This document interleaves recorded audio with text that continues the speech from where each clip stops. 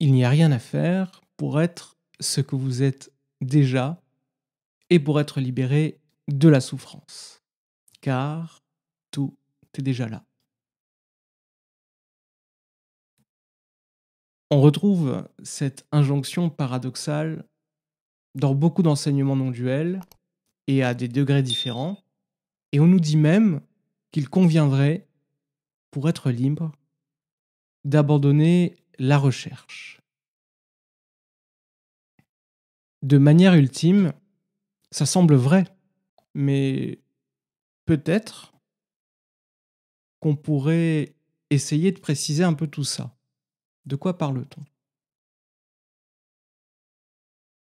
Ne rien faire et abandonner la recherche, qu'est-ce que ça veut dire vraiment?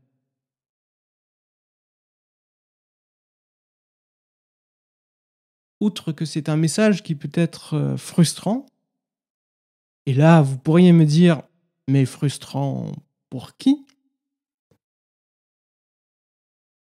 Si c'est simplement continuer comme avant et se laisser aller, à se faire balloter entre désir et aversion, si c'est simplement fuir la vie, les responsabilités et les obstacles qui se présentent pour éviter l'inconfort, si c'est simplement se laisser guider par nos préférences du moment, dans ce cas-là, ça ressemble à s'y méprendre à la recette idéale pour créer les conditions de la souffrance. Si c'est simplement se répéter en boucle, de manière exaltée, avec les larmes aux yeux, je suis un être éveillé, mais il n'y a personne et il n'y a rien à faire, tout est parfait, tout est un. Et que ces affirmations restent au niveau mental et conceptuel, un peu comme pour se rassurer, comme pour se convaincre, et ben là, ça ressemble à une forte identification, à une identité d'éveillé, à une croyance qu'il n'y a personne. Donc là, on a échangé sa croyance d'être un non éveillé vers la croyance d'être un éveillé qui a trouvé la vérité. Et cette identification à l'éveillé peut arriver même à ceux qui ont des expériences d'éveil authentiques. Ce sont des expériences qui peuvent être incroyables et même durer des semaines et des mois. Mais au fond, toute identification à un état particulier, à un discours particulier, est nécessairement illusoire. Et cette identification peut créer un attachement qui va nécessairement créer de la souffrance. Cet attachement peut également créer paradoxalement une dissociation artificielle, une dissociation qui va éloigner de la vie telle qu'elle se présente en créant une espèce de filet de sécurité invisible et totalement dualiste entre d'un côté la conscience et de l'autre la manifestation. Et si ne rien faire, c'est parler de manière cryptique, provocatrice, un peu mystérieuse, avec le regard un peu dans le vide et un langage un peu particulier où on évite de dire je et où on imagine que l'utilisation de certains termes va faire moins spirituel que d'autres, ça ne me paraît pas non plus très pragmatique, voire ça pourrait être considéré comme problématique. Et donc, ça nous amène un peu à se poser la question, ça veut dire quoi ne rien faire dans le cadre de la méditation, de l'éveil et de la non-dualité? Et bien, à mon sens, ne rien faire, c'est vraiment ne rien faire. Et pas simplement continuer à faire ce qu'on a toujours fait sans s'en apercevoir. Ce n'est pas non plus se contenter de répéter ou de se convaincre qu'il n'y a personne, qu'il n'y a rien à faire. Ne rien faire, c'est simplement être, sans étiquette, sans identification, sans croyance, sans résistance. Et on pourrait également se demander, ça veut dire quoi abandonner la recherche? Abandonner la recherche, c'est essentiellement abandonner la recherche d'un état permanent et figé de bonheur où toutes les conditions s'aligneraient pour nous faire plaisir. Et donc concrètement, ne rien faire ou abandonner la recherche, c'est quoi? C'est pour moi, pardon pour ce moi, c'est pour moi la pratique spirituelle ultime. C'est ne pas croire et ne pas suivre la moindre pensée qui se manifeste. c'est ne pas s'identifier et succomber à la moindre émotion perturbatrice qui nous traverse.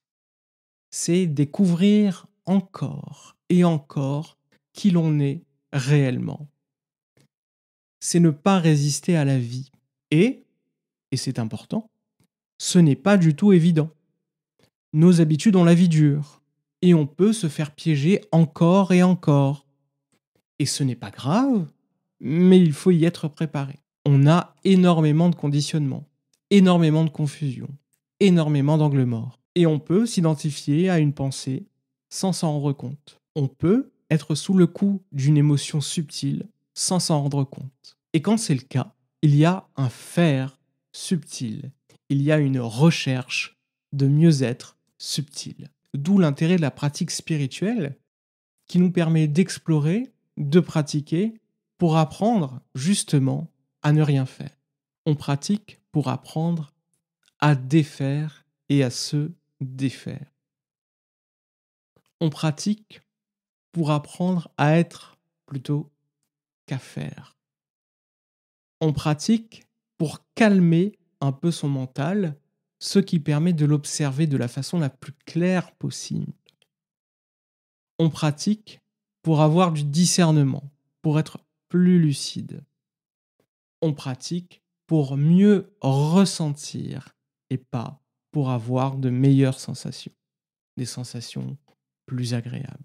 On pratique pour apprendre à voir les pensées comme des pensées, les intentions comme des intentions, les impulsions comme des impulsions, les émotions comme des émotions, les sons, les images, les sensations, les croyances, telles qu'elles sont. On pratique pour découvrir que rien des phénomènes qui constituent notre vie n'est réellement nous. On pratique pour se défaire des habitudes, des automatismes qui nous font souffrir. On chevauche l'ego illusoire pour se défaire de l'ego illusoire. Et c'est pour ça, en fait, que les voies spirituelles, les enseignements, les méthodes, les traditions de sagesse contemplative sont là pour proposer des systèmes qui nous permettent de nous défaire de ces illusions, de ces croyances. Elles nous permettent de ne pas seulement nous reposer sur une personnalité forte que l'on va suivre aveuglément ou sur nos préférences du moment, mais elles proposent des voies, souvent complémentaires, pour apprendre à se défaire de nos voiles, de nos conditionnements et de nos illusions. Et tout ça pour découvrir ce que nous sommes et être ce que nous sommes. Ce qu'elle nous propose, c'est d'être libéré de la souffrance, de la recherche et de la pratique. Donc, ne rien faire, ce n'est pas une mince affaire et ça ne s'improvise pas. Et bien évidemment, il ne faut pas non plus que la pratique spirituelle elle-même devienne une prison ou un piège. Et il faut également se souvenir qu'il n'y a pas une pratique unique, mais une myriade de pratiques qui permettent de trouver chaussure à son pied. Enfin bon, voilà rapidement ma petite contribution sur le sujet du « il n'y a rien à faire, il faut arrêter la recherche ». C'est presque un plaidoyer pour la pratique. Et n'hésitez pas à partager en commentaire votre expérience sur le sujet, parce que j'imagine qu'il va y avoir des réactions plus ou moins vives. Si cette vidéo vous a plu et que vous souhaitez soutenir la chaîne, n'hésitez pas à faire une donation via Tipeee ou PayPal, ou vous pouvez même rejoindre la chaîne YouTube, il y a un bouton pour ça. Chaque contribution compte réellement pour l'avenir de la chaîne, pour que je puisse continuer à faire des méditations guidées, à faire des interviews. Et si vous souhaitez être accompagné sur votre cheminement vers l'éveil, vers la cessation de la souffrance, je propose des accompagnements individuels personnalisés et structurés, qu'ils soient ponctuels ou sur la durée, respectant votre parcours et vos valeurs profondes. Alors les valeurs profondes, c'est quoi? À mon sens, ce sont celles qui émergent naturellement lorsque tout est idéal ou vous semble idéal dans votre vie, lorsque vous vous sentez parfaitement bien. Et donc n'hésitez pas à me contacter par mail, nevermindmeditation@gmail.com.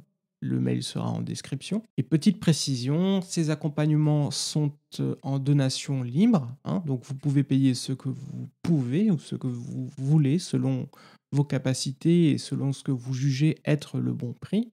Et donc vous pouvez me contacter par mail pour qu'on en discute. Donc si vous souhaitez apprendre à être plutôt qu'à faire, si vous souhaitez apprendre à méditer, à investiguer votre expérience et découvrir votre véritable nature et vous libérer de la souffrance en prenant le chemin de l'éveil, de façon pragmatique et sans dogmatisme, contactez-moi et je vais me présenter quand même. Et oui, je sais, je fais tout à l'envers, mais c'est bon, voilà. Je m'appelle Ludovic Fontaine et c'est ma pratique quotidienne de la méditation depuis à peu près depuis 2006, ainsi que des retraites intensives et des formations auprès de grands maîtres de méditation qui m'ont conduit à me consacrer à la transmission des enseignements conduisant à la cessation de la souffrance. J'ai eu notamment la chance de me former et de pratiquer dans plusieurs traditions et de suivre les enseignements de grands maîtres tels que Thich Nhat Hanh, Pierre Bourges, Lama Gurmé, Greg Wood ou Daniel Ingram. Donc ce sont soit des maîtres que j'ai soit rencontrés, soit que j'ai suivis pendant un certain temps, ou soit dont j'ai suivi les enseignements par leurs ouvrages, par exemple. Et petit détail également, bien que ces accompagnements que je propose soient totalement laïques, les outils utilisés proviennent non seulement de mon expérience, mais également de traditions méditatives bouddhistes, donc bouddhisme zen, Theravada, tibétain, hindouiste, donc là on est sur l'Advaita Vedanta, le shivaïsme du Cachemire, mais également des apports des neurosciences, de l'éveil et de la méditation. Voilà, donc ça c'était un petit peu ma pub, hein, pour ceux qui souhaiteraient être accompagnés sur les techniques de méditation et sur un chemin conduisant à l'éveil. Eh bien je vous remercie et je vous dis à la prochaine.